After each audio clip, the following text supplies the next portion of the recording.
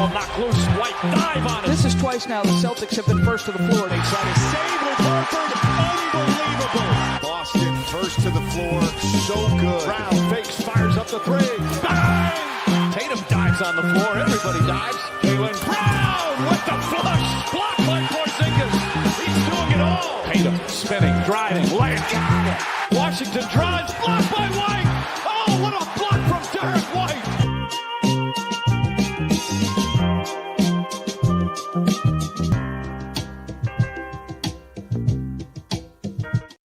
Wayne Spooney here, First to the Floor podcast. Obviously, the biggest sports story in the past 2 weeks is Cape Verde beating Spain 0-0. So massive result. Nothing else has happened, especially not in basketball. I am joined today by Jake Eisenberg and Sam LaFrance, our special guest. How's it going, boys? Going good. I can't believe you buried the lead. Don't you mean Australia taking down Turkey 2-0? Or, dude, the U.S. men's national team looked fucking like Brazil against Paraguay. Best they've ever looked in my 39 years. It was incredible. I was super hyped. I went to bed way too late. I loved it. I love the World Cup. How's it going, Sam? World Cup's fire. World Cup is awesome. There's tons of like international people here supporting their teams. Like my favorite thing has been all the Scots in Boston. Seeing the videos of them online going crazy has been great. Doing well. Obviously, tough couple weeks for all of us, but what can you do?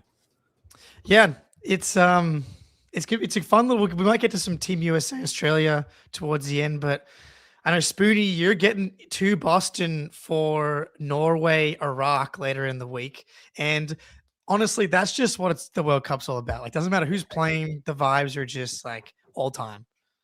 Yeah, I actually, it's tomorrow. So I fly out. I land in Boston at like 12:30. My buddy's picking me up. We're basically going straight to Gillette. 3 of our other buddies are meeting us there.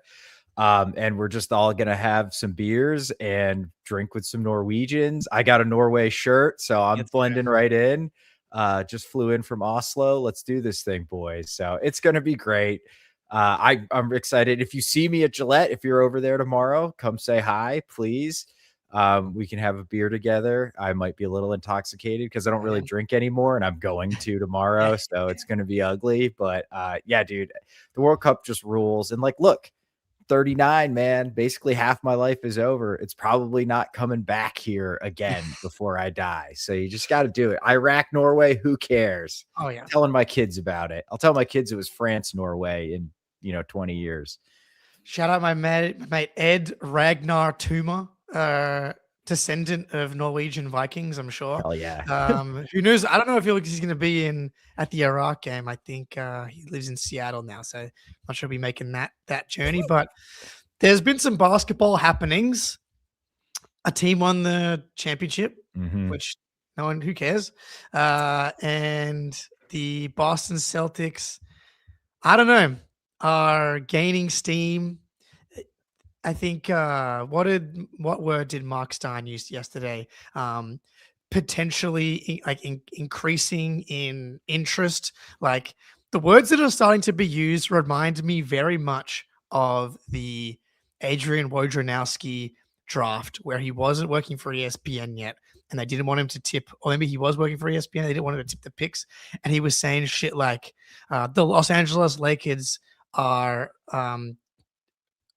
struggling to resist Mo Wagner at the 25th overall spot, or the Blazers have a laser on Anthony Simons.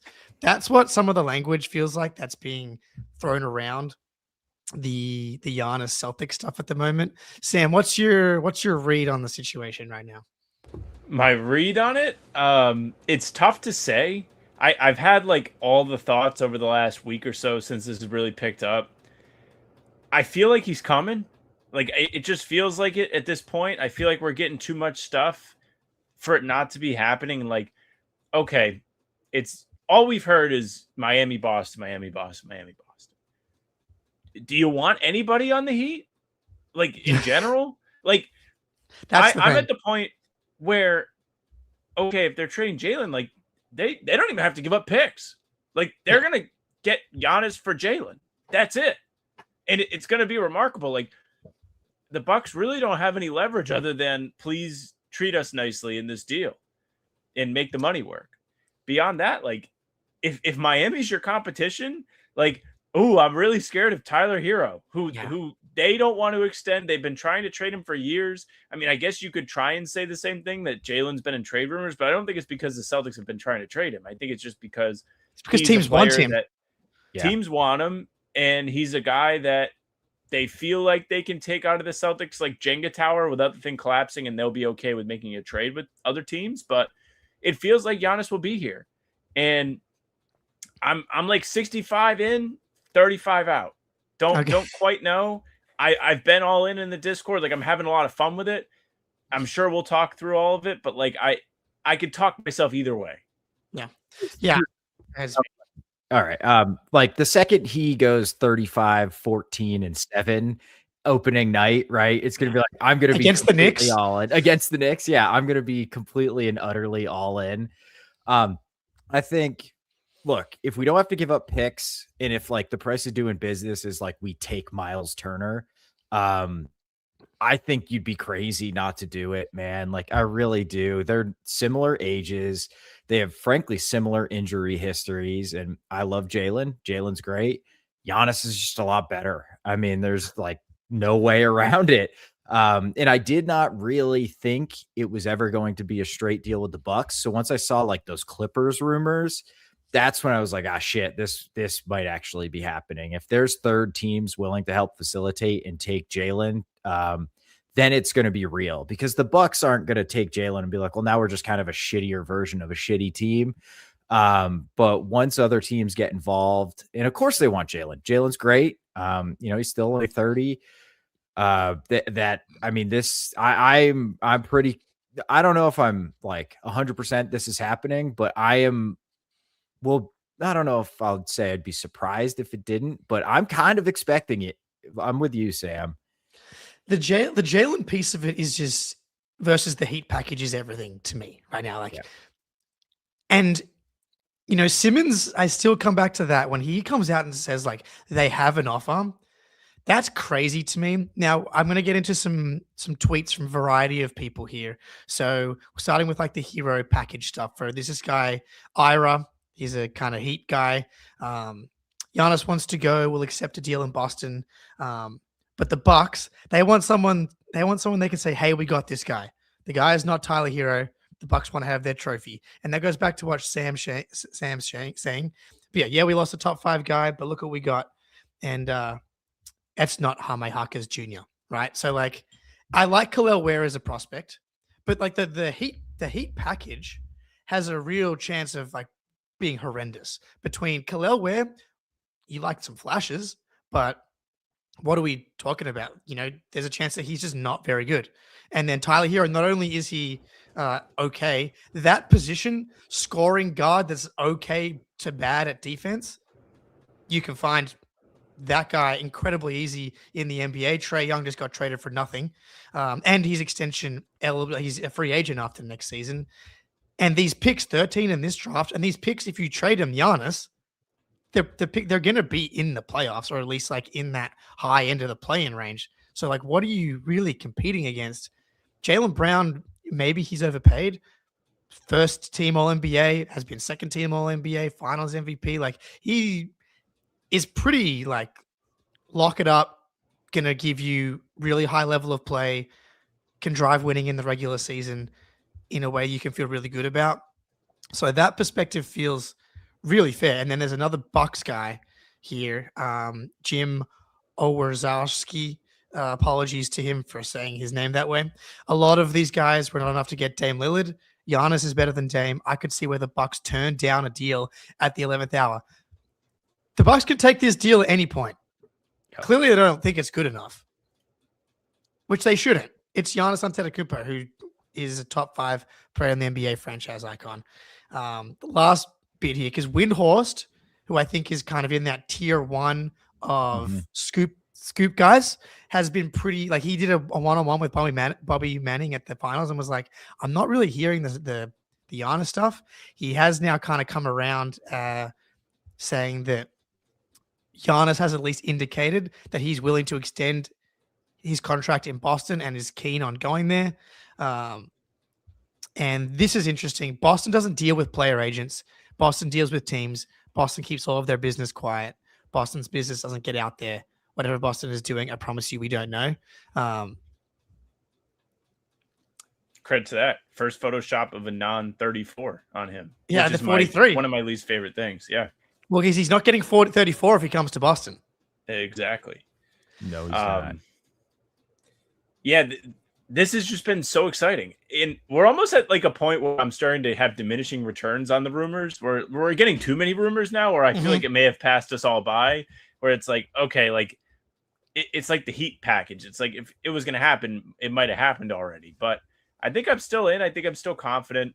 I think that there is no way that Miami can outdo what the Celtics are offering. Now, we've heard that Portland is interested in Jalen from Mark Stein. Like, Mark Stein's not a bum. He knows what he's talking about, right? No, Like, this isn't tier one as well. making it up. Tier one. And if that's the case, they have Milwaukee's picks, and I guess it's up to them how much they would like to contribute to this trade and really give the Bucks value back for Jalen, which the Bucks can kind of decide is better or worse than the Heat package. But the way that it was Ira Winderman today that was like, you know, Hero is not return for Giannis. Jaime Jaquez is not return for Giannis. Well, I mean, if you're trading Jalen for supplementary package, you still don't have like the, hey, we got this guy for the top 5 dude in the NBA. So that makes it a little bit more complicated. But at the same time, at least you're back on track. You have your own assets. You know what you're trying to do. And you've effectively pulled off a loan for Damian Lillard where, I mean, you're in a position where you're paying that wave and stretch anyway. You don't really have the means to put a competitive team out there around Giannis. And because of that, like this is also like partially his fault. Like the reason why we're talking about Tyler Hero being the return for Giannis is because Giannis has dragged his feet so long on this trade to the point where he actually has a say in where he goes. Like it matters that he only wants to go to Miami and Boston. So we've heard. And I think today we got a few like sprinkled into few teams. So there may be more than just Miami and Boston in play here, but those are the big two that we keep hearing because he's only got 1 year left. If he's going to leave, he can leave if he wants to. He doesn't have to resign if he gets traded somewhere. And teams are not going to like cough up Giannis level packages if they think he's going to leave. They're going to be afraid. Yeah. And that's a big player in this. Go ahead. If Milwaukee wanted the big package, they needed to do it last season or at the deadline. Yeah, dude, Giannis has all the leverage. We've seen this play out where superstars get, they get plenty back, but it's less than you expect, right? It's like less than Mikal Bridges got when the Knicks traded for him. Like to your point, Windhorse said like the Heat have been offering Bucks packages for Giannis for months and we don't have a deal. So obviously they're not really interested in what Miami has. I wonder if the Bucks feel like we have to trade him and like we're just going to take whatever's left out. What is the best deal on the table? We'll take it, once we get to like September or October, and maybe that ends up being the Heat. But obviously they're not enthusiastic about what the Heat are offering. I think I'd rather have one of my picks back than what the Heat are offering. I guess unless you really love Kel'el Ware, and obviously they'd get more than that from Portland and the Celtics. I just think we're in such a unique position where we have a desirable star who makes like the exact same amount of money that just makes us front runners. And Portland has a lot of flexibility, a lot of different assets. They can basically, have a buffet line for Milwaukee. It's like, what do you guys want? I do feel like we will probably end up, especially if it's Portland and they're getting their picks back, we will probably have to pitch in a pick or two. Yeah. And like, when does that get to be too much for you guys? I think 1 pick, whatever, let's do it. 2, I'm thinking like, it's starting to get expensive. Like 4 or 5 or, 2 and 3 swaps or whatever. I think I'd be out. Is that crazy? I think at first I was like, why are we putting in picks when the offer is the Miami package? Right. That being said, what does the 27th overall pick do for us? And what does the 2029 pick do for us? Like, are we if we're happy to put in this year's 27th overall pick, then are we really not doing the Giannis trade because of the 2029 pick? That's probably going to be pick 26 to 30 as well. So on one hand, I don't think you need to put in 2 picks, considering you're going to get back at least one of the Portland picks, with up to obviously 3 being the max, and the 27th pick is Hugo 2.0. Well, we have Hugo 2.0, or is it like you keep the 2029 pick, but you put in Jordan Walsh, or you give up no picks, but you put in Hugo Gonzalez? Because I do think that the Celtics young guys should have value. And like, if the Bucks are doing a rebuild, I would be interested in all of Hugo, Walsh, Shireman, and Ron Harper Jr. I think they should all have value. Now, they probably don't look as good in Milwaukee because no one really has looked good in Milwaukee for the past 12 months. But the chasm between the value in the Bucks getting their own picks and the Heat picks is the Grand Canyon. Yeah. Like, especially with these new lottery odds, they're perfectly situated to be the 13th seed in the East. Like, they're going to have just enough talent. Miles Turner's going to be there doing something probably. And so the value from that to the Bucks, that's clearly what they want. Otherwise the deal would be done. So I'm with you guys. I think it's 70-30 Milwaukee that Giannis comes to Boston at this point. I just don't think the Celtics and Brad would let this much get out there. Now, I'll ask you this. Do you think Brad has plans like Jalen trades B and C? Because I don't know how you can put the toothpaste back in the tube on this one. I know that right now they do have plausible deniability, even with Simmons saying the offer, because in theory you can get to a Giannis package salary-wise without including Jalen. You can do Derek, Hauser, Pritchard, Young. Like, you can do a 4-for-1 to get there, but that's not the offer, obviously. Shit, right. I mean, if you're Milwaukee, would you rather have that or the Heat package? Like, you could probably get more for Derek White in a supplementary trade than Hero. If we're being honest, like, it's different than getting Jalen, because Jalen is at least like a, all NBA level player. He's somebody who you can get significant capital back if you find the right team that's actually interested in him. But like, Derek is the type of guy that you can pluck picks off of one of these teams looking to take a step up to go to the next level. So in that sense, like, maybe we should all be talking about that a little bit more than we are. But as far as the Jalen stuff is concerned, like, I don't know, Jalen, like, should you really be that hurt that they might trade you for Giannis? Like, there are worse people. Yeah. Like, it's not like you're hearing, oh, the Celtics are in on Zach LaVine and they need to match salary. Like, no, dude, it's Giannis, the guy that won 2 MVPs, the guy who was third in MVP voting in the 24-25 season. Like, he doesn't suck, dude. This is a like generational, probably top 15 player ever. It's not like an insult to be included in trade discussions for Giannis. Now, I can understand like being hurt and being like, I just had the best season of my career. I helped this team overachieve. I deserve better than this. I do understand like that part of it, but at the same time, it's like, I don't know. You have to look at it from the Celtics perspective. I understand it a little bit. As far as the picks go, maybe one pick. I just don't, because at the same time, like, you're looking at either you get Giannis, which is an imperfect thing. Like, it is near perfect, but there are things that could go wrong. Like, it would be nice to have a fail-safe if he's hurt, because there are people legitimately concerned if he can be healthy, which I take with a grain of salt, the injury stuff last year. I just think not the Celtics. The Bucks wanted him to be healthy for trade discussions. He wanted to be healthy so he could be traded in the summer. I think both sides had it in their best interest for him to play fewer than normal games. So you're either here with Giannis with a few less picks, which at some point it's diminishing returns to, oh, Jalen is still here and Jason's here and we have all the picks. That's where it is for me. I think that you truly could get away with having picks and feel good about having picks and feel good about having Jalen and Jason and making supplementary moves like with the MLE, which, by the way, you're going to have all that stuff even if you trade for Giannis, which makes this even sweeter.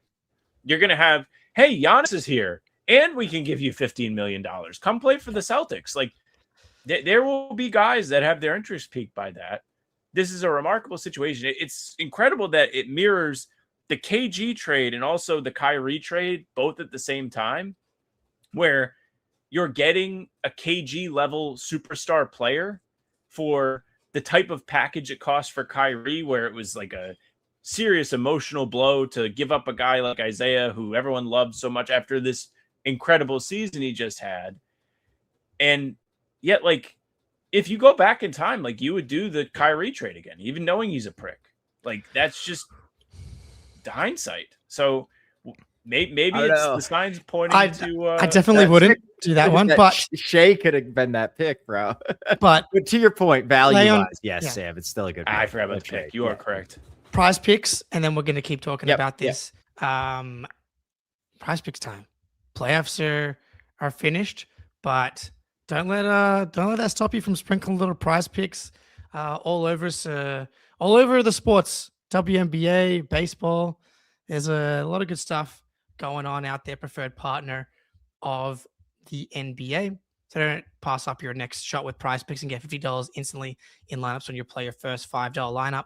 Download the Prize Picks app today. Use code CLNS to get $50 in lineups after you play your first $5 lineup. That's code CLNS to get $50 in lineups after you play your first $5 lineup. Prize Picks, a preferred partner of the NBA. Spoonie, what can we sprinkle? What can we World sprinkle? Cup. World Cup. We got a banger game tomorrow. France, Senegal, champions of Africa, have two guys on Everton on their team. So let's go. All in on the Senegalese. And of course, the game I will be at, Norway, Iraq. So I've got picks from both of those games. Erling Haaland, more, half a goal. Erling's just got to get one against Iraq. Are you kidding me? He might have 10. Michael Olise, he's French winger. He's awesome. Cuts inside, left foot. He's like Arjen Robben, but French. Over or more, 0.5 shots on target. Just needs to get it on target. Doesn't have to go in. And then my guy, Skilliman Njai, Everton's finest, one of the most exciting attackers in the Premier League. More, 0.5 shots on target. Illy will have a shot on goal. Absolutely no doubt about that. He'll probably undress Willie Saliba and then hit it right at the keeper, as he often does for Everton. But nonetheless, it'll be beautiful. And that is $20 to win 90 on Prize Picks. All right. That sounds like a wonderful time. Please use your time responsibly. Yes. We love to see it. Okay, back to Giannis. And there are still some detractors in the chat every time. Steve Z, you are the king, I think, right? Driving the anti-Giannis bandwagon. You're not alone. We got Tone Shifter in the chat. There's a bunch. And I do think that wanting to keep Jalen and not move him in a Giannis trade has value. I understand, one, the on-court risk. I do think it's a little bit overstated when you compare the games played between Giannis and Jalen, reminding people in the chat that Giannis was healthy for the 2025 playoffs. He would put up 33, 15, and 7 against the Pacers in the first round. And a bunch of those games were close. And if Dame doesn't tear his Achilles, that series goes 6 or 7. Gary Trent Jr. was the second best player on that Bucks team. Like, unironically, like 100%. Yeah. Not a joke. And if Gary you just Trent caught Jr. that pass, they'd be fine. They might have won. They would have gone to, they should have gone to 6 minimum with that Gary Trent disaster at the end there. Even last in 2025, he was third in MVP. In the previous season, in the following season, Giannis put up 29, 10, and 5 in 29 minutes per game per 36. That's 34, 12, and 7. So to those people that like are saying that he's not, still a top 5 guy, it's not cherry picking. We're literally using last season where he was third in MVP. And here's the big piece of this. I would guess those that are anti-trading Jalen believe in Brad Stevens and trust Brad Stevens pretty strongly. And if Brad Stevens is willing to make this move, are you saying that he's completely wrong? Here's the thing. Yeah, I mean, like, I trust Brad. If he makes the trade, I think it'll work out great. If he doesn't, I will think, hey, it was probably Great too much decision. and comfortable with it. Yeah, great decision there too. We got our ass kicked by the Knicks and then lost in the first round. Something is wrong, right? Like, you cannot just keep banging your head against the glass. Blew a 3-1 lead in the first round to the Philadelphia 76ers and Joel Embiid. Like, this is who how got destroyed by the Knicks. Yeah, man. Look at Denver, right? Denver made no big moves. They won their championship, and then they just let the talent slowly walk out the door season over season. And now their first round exit. They might be a title contender just because Jokic is so good. But look, does anyone think, like, is Denver the 7th favorite for the title next year? 6th favorite? We are slowly on that path, man. And like, sometimes you have to do something completely drastic to change that. And again, if we keep Jalen and make moves on the fringes, I still think we have a chance to be in the mix. Absolutely. But I don't think it's crazy to say these last 2 seasons ended horribly and it's time for a big change. Yeah. Like, and also if you're just trading Jalen to overdo the Heat pick or the Heat package, like, it's not that drastic. You're just swapping guys. You're not even giving up picks, hypothetically. You might not have to. We don't know yet. And if you do, then maybe there's a limit to how drastic it could get. But to build on what you're saying, Spoonie, and like, we saw it. We heard all the talk in the finals. Like, the Spurs keep blowing these leads, right? And like the game 4-1, the 29-point record-setting blown lead, is something that all of these ex-players, all the analysts, all these pundits are saying will stick with the Spurs forever, like, could plague them. Like, the Celtics have some of that in their DNA. Like, if they saw the Knicks this year in the playoffs, as much as we like to be optimistic and say they could have handled them, because they could have competed with them. Like, I don't think that's unreasonable to say that they could have been more competitive than Philly. But at the same time, like, that Knicks team came back from 15 plus down on you in the fourth quarter in 2 games at home last year. Like, even if it's not a Celtics angst thing, like, the Knicks feel like they have an edge on you. They know that they can beat you. They do. They're confident. And if you switch things up in a non-drastic way, like, if Giannis is for Jalen, Derek White is still here. Giannis is here. Tatum is here. Peyton Pritchard's here. Hauser, if you like him, he's still here. Nemi is here. Like, all of these different guys are here. Like, the draft picks are here. If you like him. Here.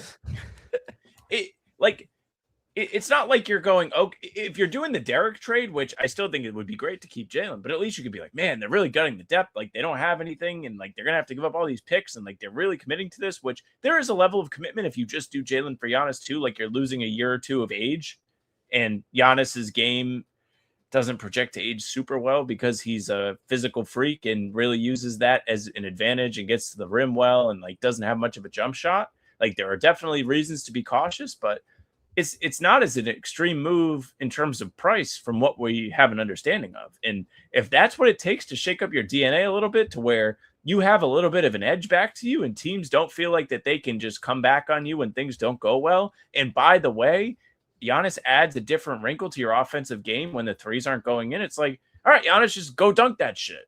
Get to the rim. Do one of them layups where your arms just keep extending forever and then flip it in. Like, those are things that the Celtics don't have right now. The Celtics, what would you rather have, Jake, Spoonie? Would you rather have a sick Tatum step back or a Giannis drive for the game? Which one? I like having both. Both would be sick. And I loved it. Beautiful rant, Samuel. Yeah. Apologies if your full name's not technically Samuel, but No, it is. Very good. That's lovely. Beautiful name. Giannis changes you in a really important way, in my opinion. The New York Knicks were built to beat the Celtics, and we laughed at them for a long time. I've been having. I'm honestly out of them for 4 games the regular season. Yep. Great. Meant so much to us in the playoffs, and I'm honestly surprised I haven't been bookmarked into oblivion on Twitter yet. I've had a few kind of pop up. Thankfully, they've been bookmarked by people that don't have huge followings, so I haven't been fully destroyed. But there was like a tweet about it's important for Celtics fans to remember that the Knicks gave up 5 picks for Bridges and paid OG Anunoby $210 million because at the time it felt great. Right now, feels bad. But they were built to beat the Celtics, and guys, it worked. Yeah. It worked. It worked. And you know, one of the best ways to beat the New York Knicks is to get Karl Anthony Towns into foul trouble. You know who's probably going to be really good at doing that? Giannis Antetokounmpo. Yeah. Like, that's just would completely be would be such a huge problem for them. And then defensively, he's just such a monster as a help defender too. Two things I want to piggyback on Sam. Like, I understand, like, Giannis is definitely an aging concern. You could make the same argument about Jalen, who is very reliant on his athleticism as well and isn't 7 feet tall. The flip side is Jalen can shoot it some, but a lot of what he does, he works into mid-range jumpers and jumps over people. So I think Jalen will age gracefully, but I think there's just as much risk Jalen does not as there is with Giannis. And to your point about the rim pressure Giannis provides, we were last in field goal attempts at the rim last year by a lot, by 2 a game. That's just did so not. Yeah, it's so bad. We did not pressure the rim at all. And then we would be getting the guy who is basically a one-man rim pressure team. Plus he just gets to the line endlessly. And look, can it be difficult to watch and annoying to watch at times? Yeah, but there's just no argument it's not wildly effective. There's also, sorry, Jake. There's also a part of the Jalen thing where we don't know for sure yet. Like, nobody's reported anything on this. It's not concrete, but like there is a fear, there's a vibe, there's something to it where people are worried that he got a taste of the number one thing and he doesn't help himself in the press conferences. And by the way, I don't think it's bad that he's proud of the team. Like, I'm not trying to turn that against him, but there's a contingent of the fan base. I'm sure there's people in the media that are a little worried about, okay, let's say this season comes, Jalen is here, Jason's here, they're both healthy, and Jalen's asked to take a little bit of a backseat to Jason and things aren't going well. How's he going to feel? Are we going to get ourselves into a situation where he's going to eventually ask out? And if he's going to ask out, you might as well trade him for Giannis instead of being in a situation where you might have to take Tyler Hero because everybody knows the guy wants to leave you. No, seriously, that's something to think about too. Yeah, and right now we're not in a situation like the Bucks are in where Jalen's on the last year of his contract and he can start to control where he's going. And he's extension eligible. Do you want to be the team that pays Jaylen Brown another 3 years, $210 million at $70 million annual? I'm pretty nervous about that. As good as Jalen was last year, he was first team All-NBA player. He played like a fourth team NBA player in the playoffs this season. I'm not going to hold the previous season's playoffs against him because he was playing on a torn meniscus. So, but that, by the way, guys, like, he should have played 55 games the previous season, but he played on a torn meniscus for some reason because he was trying to get to 65 games probably. Didn't get there, and then tried to get through it in the playoffs, which I incredibly respect. But he was injured in the previous year's playoffs. So I definitely think that there's a getting ahead of the Jalen thing aspects, Mooney. Yeah. Like, do we get a stream after the Celtics lose 3 in a row and Tatum misses like a couple of step back threes that Sam really likes, and Jalen gets on there and is like, he's watching film. I'm open right here. You don't think I can score on whoever's guarding him right here? He pulls up the stream, and then you just see me walk in the room, and you guys know what film he's about to bring up. And I'm just like, I've been saying this for years. He told you to watch this. Yeah, no. I can see frustration. I don't know if I necessarily buy that, and I really don't want to be unfair to Jalen because he is my probably favorite guy on the team. I think he's done a lot of respectable stuff in the community. I think he really cares about making Boston a better place, and I think he fucking played with balls this whole year and deserves credit for that. And like, I don't want people's excitement, not just mine, but people's excitement about the idea of Giannis being on the Celtics to be disrespected Jalen, because it's not. It's just Giannis is who Giannis is. Like, he's a league game-breaking player. And if you can get that and you can get it without gutting your future, that is I'm sitting here salivating thinking about it. Yeah, chomping at the bit says, if you're nervous about a JB extension, what are you willing to offer Giannis? I'm going to be nervous if a Giannis trade happens. But my thing is, I think that if you want to win the title, I do think you need to do something like this. I'm not sure I would do the Trey Murphy and picks reset package if you don't do the Giannis trade. And you can do the MLE, you can come back. And someone in the chat earlier was like, it wasn't a Jalen Jason problem, it was a Joe Mazzulla ball problem. I think that's fair to a degree. Like, I think that the team being last in rim frequency was both a roster problem, but also a coaching philosophy problem. Yeah. And I've been someone that's been like they've leaned too far into Missoula ball, and it reminds me of Maury ball. Do you have to be first in the NBA with turnover rate, with the high 3-point rate kind of being an extension of the conservative nature of that? Because a 3-pointer is essentially safer than driving to the rim, because if you get stripped, then it's kind of like a turnover. There's definitely an element of that. Whereas someone like the Warriors, they've been a high turnover team despite Steve Kerr going to an early grave probably because of the horrendous turnovers they committed throughout the Warriors dynasty. But it didn't matter if you've got the talent. So I agree that there's a Missoula ball element to this, but how much do you trust him to change if the roster is the same? I don't know that we can answer that question. Even if it is Missoula ball, like Giannis supercharges that. That's a guy that has a ton of gravity when he goes to the basket. You're going to create open threes. And like now you have an undeniable way to go about offense when the threes aren't going in. Like you can get him catches in the paint. He doesn't just have to be flying towards the rim. He has a little push shot that he can do. And one thing about Joe is I think Joe gets a bad rap for the threes. I think Joe really tries to put his guys in the best place to succeed. And if that method of success is Sam Hauser taking catch and shoot threes, Derek taking catch and shoot threes, that's probably some of the best offensive opportunities those guys can get. And a lot of them are clean looks. Like it's not his fault that they can't fucking make them. It's not Joe's fault that Derek shot 27%, 21% from three before the game 7 where he actually played well. Like that's not on him. Like it's not his fault Nemi got in foul trouble, and Nemi doesn't shoot threes, and he was really great for the Celtics this year. So I think there's a lot that can be done. And I don't necessarily think like the people in the fan base that are criticizing Joe like 100% are justified. It's not that he was perfect. Like he probably should have played different guys and all that stuff. But the overall mindset of let's create good looks, I think is good. And Giannis will help that. And he'll help you do other things. Yeah. Don't shoot 27% from three in all 4 of your losses, and you probably win one of those games. And maybe we're having a different conversation. You win game 7 if you make any of the open shots in the fourth quarter. Yeah, I mean, but that's the thing, right? 3-point shooting is high variance, and when you're the more talented team, you shouldn't be introducing high variance. And I think that's the concern, right? Is that yes, Missoula ball is about getting the best shot. The best shot is a dunk or a layup, but teams know that we will settle for an open 3 that is not in rhythm.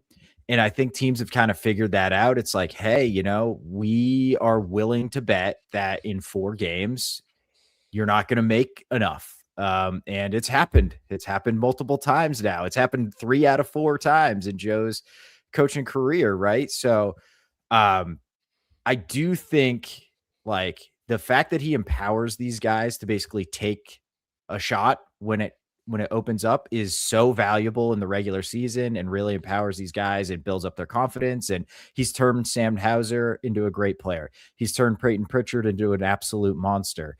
But the playoffs are just kind of a different beast. And I think you just have to rein guys in a little bit, play different dudes. Like Hauser just was giving you nothing and he's still out there. And it just wasn't the series for him. But I think most of Joe's, play Ugo. See what happened. Ugo gave you crazy minutes all season, right? Like there's options on the bench. The on-offs were insane with Walsh in that series. We were battering Philly when Walsh was out there. And he gets glued to the bench, right? So I think that's the thing is Giannis completely solves that issue. He is just a one-man offensive system. Pick and rolls. Tatum made Luke Cornett look like Shaq at times. Like, what is he going to look like running the pick and roll with Giannis? I mean, holy shit. You trap Tatum and Giannis is catching in the short roll. Good night. It's over. Like, you can't do that. So then you got to guard Tatum straight up in the pick and roll, and you're just cooked there. And then he's spraying out to shooters, and then it's in rhythm, catch and shoot threes from the corners. So I just like, it just solves all of Joe's sort of negative proclivities, get sort of wiped away with Giannis out there. Yeah. I think you got to accept that he somehow led this with Giannis off the court this season. Their Bucks were a -10 net rating. Yeah. And with him on, he was a +2. Like now add Miles Turner with those guys. Yeah. with those guys. Yeah. So the biggest issue with the Celtics over the Jays era, really in the playoffs, has been they have a couple of. One of the big ones though is that they've been terrible in the non-Tatum minutes, and this is why I think a lot of us were confident going into the playoffs. It was like we just won 56 games without Jason. Not only did we do it with Jalen on the court, but with Jalen off the court as well. They were fucking awesome, and all of that disappeared in the playoffs, which makes no sense. But you know what? Giannis has been carrying positive lineups for the entirety of the last decade. And if you can win your minutes with Tatum off the court and Giannis off the court when Tatum's on the court, and then together they just kill everybody, yeah, seems like a pretty good plan. We should probably move on because we're going to talk about this more or another. What's this guy's name? Young Tilapala in the chat tried Tilapia. Oh, yeah, he got me good. He said, OMG Giannis to Miami. I freaked out for a moment. But all right, the New York Knicks won the title. Yeah. And were you in New York for it, Sam? Were you around? No, I was up in God's country, thank God. Okay. Literally, I do have like a story for you. I won't disappoint too much on that end because I do live here now. So I had went to a get together for my girlfriend's job, getting to know some of these people. They want to watch the Knicks game. A lot of these people are transplants, not like from here, and but they were all supporting the Knicks because that's where they're from, and it was Game 4. So it was very fun. I did not, so I wasn't like celebrating anyone's face when the Knicks were down 30. But I actually looked genius. So I was like, look, like it sounds crazy, but like they're not out of this. Like this is what this team does, and they came back. But like, you know, people that may not be big basketball fans that may have bought merchandise for the Knicks within like the last 3 days of this game, like doing defense chants in the apartment, like it was bad. It was, and then we had to walk home. So then I was actually in the streets, and I don't live near Madison Square Garden, so I wasn't in like that sea of people, but like there were still people like on top everywhere. Of cars, and I was just like, I literally was like, I told you I didn't want to go like to a public place to watch this game. Why would you do this to me? Like this is not how I consume sports that I care about. Yeah, great point on the merchandise. I forget if I've told the story already, but like my sister lives in New York. Covered my time there over the summer after Boston. I mean in April. One of her best friends. Custom jersey arrives, number 1 with her last name on it, fresh out the box. Another friend from high school, she posted like the celebrations with a Knicks hat on. The Knicks hat looked like it had just been finished being made from the factory. Like, and that's the worst part about all of this is like those people having the time of their lives. And to be fair, my sister, I said, so you're a Knicks fan now? She said no, but she also took part in all the partying and went to work very hungry. Because like objectively, that would be super fun. Like there's no doubt about that. But you know, the next morning she's like, oh, I love Jalen Brunson. I'm like, oh yeah, you're a big sports girl over here. But too, like, it is interesting getting her perspective on it. Just like this team seems pretty likable. And Sam, I know you and I on the playback were losing our minds over the cat celebrations over the last couple of years, but it's hard to kind of push back on it now. Like, I don't know, like Brunson, this 2nd round pick, underdog guy, Towns, like all the family members, and like just like being dying in COVID and being at peace with like his role, and then Josh Hart and like the Villanova team coming together, the power of friendship. They kind of won me over to the degree of like I didn't want to shoot myself, which is, you know, that's pretty big gap here. Yeah, I feel like Michael Cera in Arrested Development when he's like walks and like the song plays and he just like kicks the ground with his head down everywhere I go after they won. But I do very much appreciate that Cat winning a title and being like one of the best players in the playoffs makes Jimmy Butler look horrible. So that is some silver lining I'm taking away from this. So there are some things I like about this. I like that Brunson is a small guard because I think we all like fucking treat small guards like they are lepers in the NBA. Yes. It's like, get away from me. Like even talking about like Hero's not Jalen Brunson, but like now you have a guy who in 2026 was the best player on a title team and he's like 6'2" on paper, probably only 6 feet in real life. Like, and he's so good that it doesn't matter, and he can hold his own on defense. Like, that is a good thing, I think, for the league, because it creates opportunities for other players coming out of the draft. Like, you don't have to be like, well, he's only 6'1", so they shouldn't pick him. It's like, well, you never know. Like, he can still play. That's a good thing. He could be one of 3 guys to ever win a title as the best player at under 6'2". But it like, it hadn't happened. Like, Steph Curry doesn't count because he's 7 feet tall if you count his shooting range. Yeah. But like, it's cool that it happened like in the modern game, the game that is so analytically driven, so like spreadsheet driven. It's like, well, you can't do it this way because that's what the numbers say. Like, I don't know. I'm glad there's a little bit of an outlier to that. The fans here don't deserve it. Like, they're trying to light dudes on fire that are wearing Spurs jerseys, beating them up in the streets. Like, we're good. But the team itself, the guys on the team are fine. And I've never really had a problem with guys on the team, but the people, they don't deserve it. I agree. And Wemby, what a fraud. I hate this guy. Yeah. just perpetually tired. Has he ever seen a treadmill? He ever gone for a run?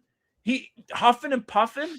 It's the finals. Huffy puffy croissant, buddy. Stop tugging your shorts. Get up and down the court. He's taking Tatum threes. Like, get in the paint.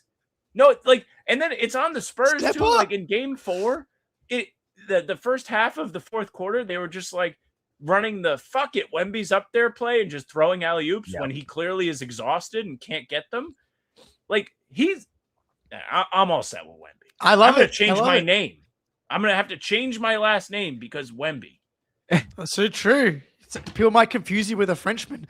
Yeah. I will say, like, in that game and in this series, it became very easy to root against Wemby and the Spurs. Also, in the chat, let's you be 7'4", buddy. If I was 7'4", I'd be up and down the court. I'd be in shape. It would be so easy. Let's see. I'd be first team All-NBA in my third year as well. I'd be there. Yeah, and I'd be first team All-NBA in my third year of the career. Like, do you disagree that it was easy to root against Wemby and the Spurs by the end of this playoffs? Like, I wasn't doing it, but I can see how it was between the elbows and stuff. Killing Naz Reid almost. Like, he should have been suspended for flagrants, and all of them were deserved, and he got away with more with the shoving of the Brunson one, head down, like, just being a bully. Like, I enjoy the physicality, but he should have been suspended already. He may have been suspended for game 6, and the fact that they missed that call in the clinching game in game 5 where he is under Brunson, it's one of the easiest calls to make because you're not looking at anything else at that point as a ref. You're standing right there. Wemby's shoes are the size of me as a person. How do you miss him landing underneath Jalen Brunson? It's a call they make over and over and over again. They made the call against Brunson, against Champagny in a previous game, which was much more of an iffy call. And Wemby would have been suspended for the next game. They miss it. Brunson gets hurt. And credit to Brunson, the dude is so fucking tough. Like, he gets injured so many times. I've seen him sprain both ankles over and over again. He almost got injured in the season end twice in game 1. Yeah, and then in the fourth quarter, talk about conditioning. And it is easy to be conditioned as a 6'1" dude versus a 7'4" dude, it seems. But he gets stronger as the game goes on and the series goes on. Solved it. But yeah, I think it was easy to be like, I don't know, the refs are trying to fucking keep. Adam Silver made the call. Who was he standing next to in game 5? It was someone really random. Oh, I'm blanking. It was somebody cool. I do remember seeing it, right? Like, it was like some celebrity, and it was like Adam Silver and this guy. You know what's great about Wemby is you bet your ass if they see the Celtics in the finals, he's going to be fucking great. He's never going to get tired. Yeah. Never going to be huffing and puffing. He's going to go right to the paint. Like, I already like Prince Harry. That was the most random. That's who it was. Yeah. He's such a sycophanty loser, dude. It doesn't matter who it is. Do you have money? Do you have a podcast that you never did? Like, are you married to the hot lady from Suits? I'll stand next to you and defend you for some reason. Terrible commissioner. Yeah, man. I mean, I guess I get it, but I just feel like the Knicks hate is so deeply ingrained. I don't know. A lot of fan bases hate the Knicks too. Pistons, Pacers, us. Yep. Probably the Heat, definitely the Heat. What am I saying? So I suppose if you're like a Grizzlies fan, you're probably, well, yeah, you definitely hate the Spurs. So I get it. And yeah, like Wemby was also getting the shit kicked out of him nonstop, right? Like you probably could have called a foul every possession. So I do understand how the frustration boils over for him. And to be clear, I'm not really a Wemby guy. I'm a Dylan Harper guy through and through. I love Dylan Harper. And I like Champagny. I really liked him in the draft and kind of feel justified that he's really good. But it's like, I suppose I see what you're saying, Jake, from a neutral perspective, that the Spurs did some very, like if it was the Heat doing that stuff, I would be on my soapbox. Yeah. Yeah. How could you not be? It's very, remember when Bam did it after a dead ball in the first round of 2024? It was bullshit. So yeah, Sam, just jump off whenever you need All to. right. Me and Spoonie will keep going. Final thoughts on the Spurs. Yeah. They became unlikable when they sucked. Like I was ready to die for Wemby. I was the biggest Wemby guy. Wemby's a fraud. Skip cooked. Victim Wembanyama. We're good. Yeah, We're he good. still got it. Get him out of there. All right, guys. Thanks for having me. I got to get out of here. See you, Steve. Thanks for joining us. Talk to you soon, dude. All right. We're talk Aussies, U.S. national team real quick. Well, I was going to say, like, the last bit from like the Spurs side of it, like they kind of lost the series by not just giving the ball to Dylan Harper, your boy. And even in game 5, it was like the Spurs would be up the requisite 22 points that they need to be if they were giving Harper the Fox minutes. Yeah. Because I know that Fox was playing on this high ankle, but the decision making, the I got this attitude at times, the inability to guard, Dylan Harper was maybe the best player on the Spurs in game 5. And I know down the stretch he missed that layup on OG and missed the free throws, but that was the one thing that I think could have tipped the series. And he's like the thing that makes the Spurs actually scary to me. Yeah. Was if they didn't, like, if they had the 5th pick in the most recent draft and missed out on Con, Harper, Flag, and who am I forgetting? VJ, and they had gotten whoever instead, then I wouldn't be as Johnson. Exactly. Yeah. I would not be as scared of the Spurs right now. But he looks like a perennial All-NBA guy already. Yep. And I'm very intrigued to see what they do with the Fox situation, because it's like Fox should come off the bench. It's not even a question to me. And he's not going to like that. I mean, Fox lost them game 4. Like he just dribbles that thing into the corner and doesn't try to go up on OG. And I understand it's, frankly, I think OG might have fouled him, but like, why are you going up? You're still only going to be up 3. Like you're giving them the ball with a chance to tie. Like you got to milk some more clock and then make them intentionally foul you. Fox was a disaster, and he gives them somewhere to attack. And that's always been the problem with De'Aaron Fox, is he's just too small. So yeah, man, like Harper, he's 6'5". He's an insane defender. He wasn't this type of defender at Rutgers, but I think partially maybe the effort wasn't totally there. They're going to be him and Castle. Like if they can both learn to shoot it a little better, like that is an absurd backcourt. Yeah. Like that could be like an all-time backcourt with those two, because they can both do everything except shoot it at a high level. So yeah, I mean, Taylor's right. Castle's in his 2nd year. People talk about Harper like he's just insanely young. Castle's 21. He's just as young. It's crazy. It's awesome. I watched someone put together like all of Harper's buckets from the finals. That he's just so good. Like he plays almost like Giannis down low. He's like a guard Giannis. The way that he gets to the rim and finishes over guys at this age is crazy. The tempo. Sorry, go ahead. No, the shooting will come around. The dunk that he had off 2 feet in game 5 over OG. I was like, this guy's freaky, man. Yeah, there's just the tempo and the pace at which he plays, and I think the fact he's a lefty just makes it a little extra funky. And his ability to like get in and out of moves with speed, and he's just so powerful. And the vertical, I think, surprises guys because he's built like he's built, so you don't expect him to have springs, and he does. the ball handling's ridiculous. Like, it's fucking ridiculous for a guy that size. He's just got it on a string. He's got all these advanced moves. Like, he's amazing. He's really fucking amazing, dude. And like him, Wemby, and Castle is such a crazy core. And like, did you even need Fox in the playoffs? Like, I know he had some really important buckets for them against Oklahoma City. I actually don't think they win the OKC series without him. But like, there's just like, your future doesn't really need to include him if you're the Spurs at all. I just don't understand why they gave him a max. Like, who is giving him that contract? No clue. Who even had cap space? The Wizards? No. Like, he's not going there. Yeah. I'm going to leave this team and Wembanyama to go to one of these shitty teams and just do my Sacramento Kings career all over again. Yeah. Yeah. Because like the Spurs get a ton of credit for being this smart franchise, but it's like the only really smart thing to me they've done is draft Castle. Because the Harper pick and the Wemby pick are obvious. And Vassell is a good pick. Champagny was a good find. But like, that's kind of like fringy. Cornet on the MLE, but like everybody wanted Cornet on the MLE. Yep. Like, I don't know. I don't view them as like a tier 1 decision-making front office. All right. What's important?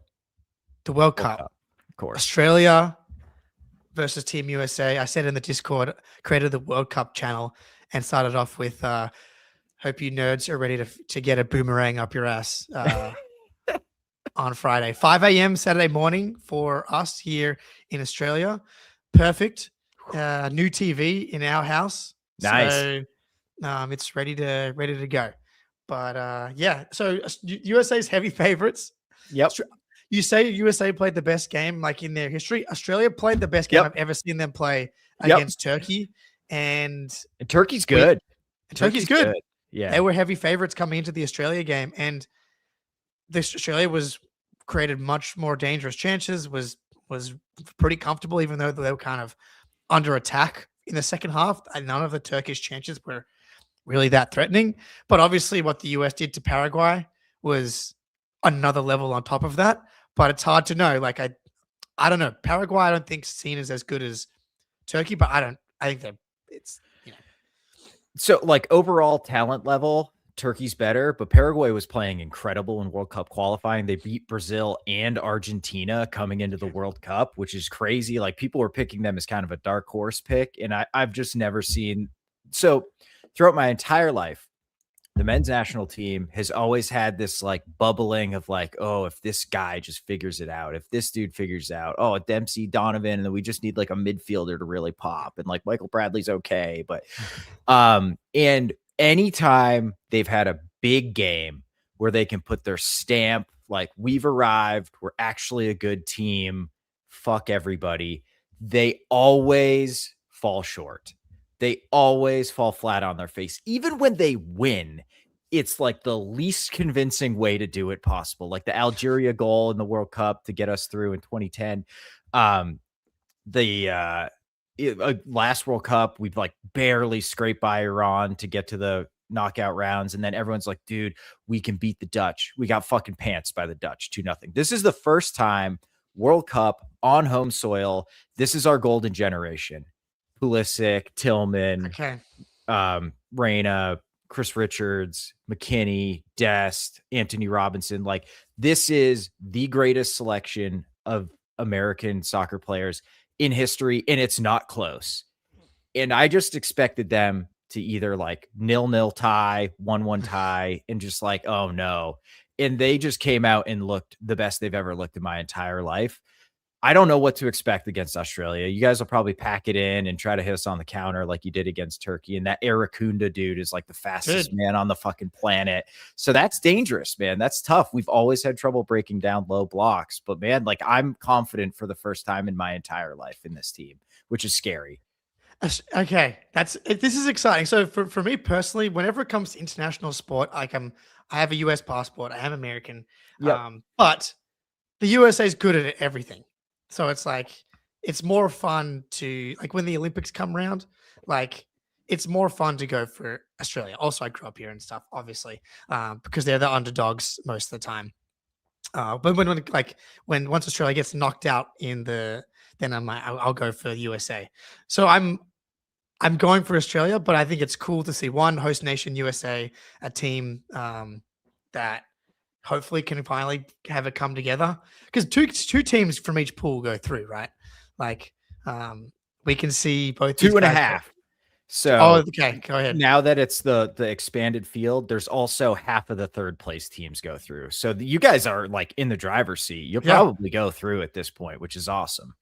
Yeah, I was looking at the odds for the groups. So like the USA and Australia, because you win a game like by 2 goals, you're in. And basically, that can really do the whole thing for you. So like a draw for both teams, actually, Australia versus USA would be totally acceptable. Obviously, the USA is a -170 favorite here. But yeah, Nestori, Aaron Kanda, and Mohamed Toure. We never had fast guys, and glad we've expanded our pool to, and it's funny, the TV network that always broadcasts the World Cup is the network I used to work for before I for 7 years. And so and they're like the multicultural government broadcaster, and they do a lot of really cool stuff to promote the multicultural identity of Australia. And they released this awesome video of all of the players from Australia and their backgrounds. And it's like the whole team is migrant backgrounds, whether they're first generation, second generation, like both, of these winger strikers, Aaron Kanda was, a refugee in Tanzania, and Toure was a Liberian refugee in Guinea. So like their stories are crazy, and they're both kind of grew up in Melbourne, and seeing the scenes in Melbourne, like thousands and thousands of people watching the big screen. Like Australia loves their soccer and has people from all over the world, from big football countries, soccer countries as well. So there's a ton, and I don't know if you've seen how confident like the US soccer pundits have been, and like kind of dismissing. So that we've got a ton of bulletin board material here in Australia. Oh no. Yeah. It's like these guys aren't a serious team. Like now this will be comfortable. Is it Lawless? It better not be Alexi Lawless saying this dumbass shit. I don't know any of the names, but yeah, it's been very like arrogant towards Australia. Why are we arrogant? We've lost so many bad teams through like in the last 5 years. Like what? We should be the least arrogant team on the fucking planet. We didn't even qualify in 2018. Like what the fuck?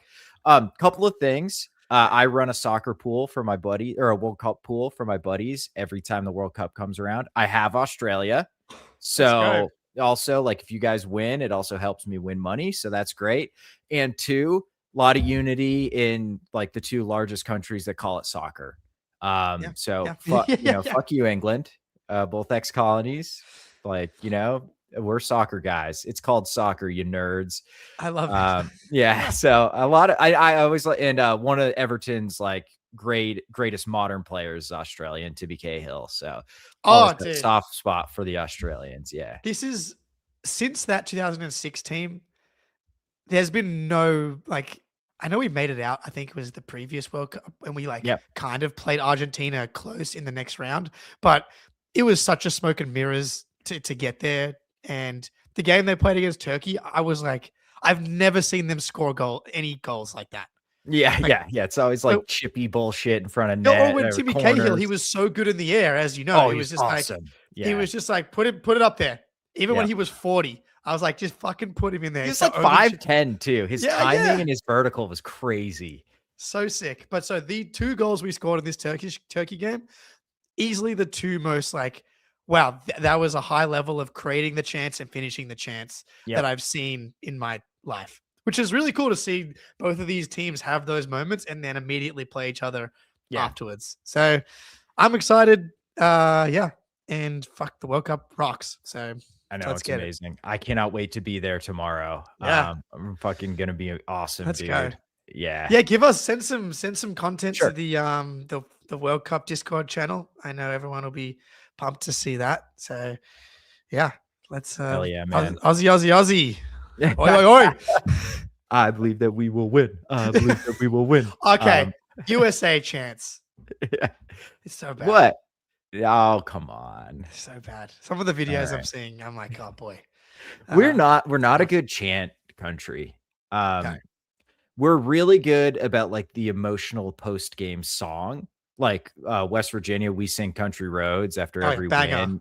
Yeah, and it just goes so incredibly hard. Like we hosted the College World Series, one of the super regionals, and we won, first time ever making it to Omaha. And the Country Roads that belted out at the end of those games like almost brought me to tears. Dude. That's like it was that's awesome. fucking Yeah. sick. Yeah. But Again, our I can chants think- are dog shit. It's So like, let's bad. go, Mountaineer. Like throughout the entire country, we just can't do it. We don't have the cheek of the Australians and the Brits. Yeah. I wouldn't put us on the same level as the Brits. Like they are in a class of their own, and the Europeans. There is something about being a soccer nation that seems to do it. But yeah. All right, Spoonie, we should get out of here. Let's wrap it up. You got to start packing. Kiss your family goodbye, and hope that you survive your journey away. Yeah, I got the antacids ready to go. Popping one of those before I start drinking. Maybe an ibuprofen. We're ready to roll, baby. Let's do it. All right, Jake. Good to talk to you, man. That's gonna do it for this one. We are out. Peace.